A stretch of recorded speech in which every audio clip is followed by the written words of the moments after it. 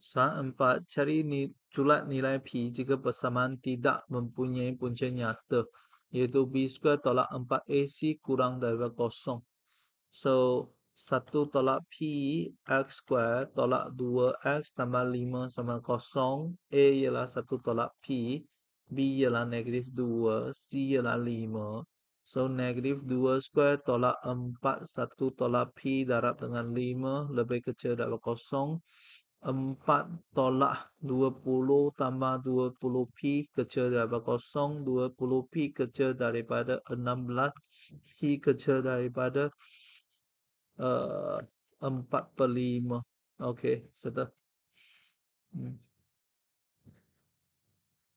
So, 4/5.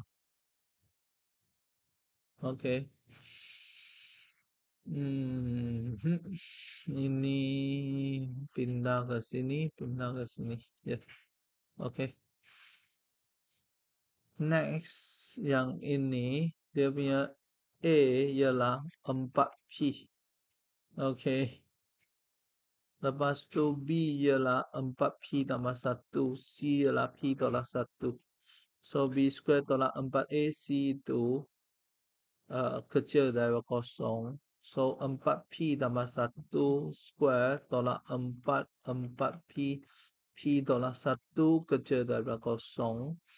16P² tambah 8P tambah 1 tolak 16P² tambah 16P kecil daripada kosong. So, ini hapus. So, kita ada 24P kecil daripada negatif 1. So, ini pindah ke sebelah sini. So, kita boleh dapat P kecil daripada negatif 1/24. Okey, settle.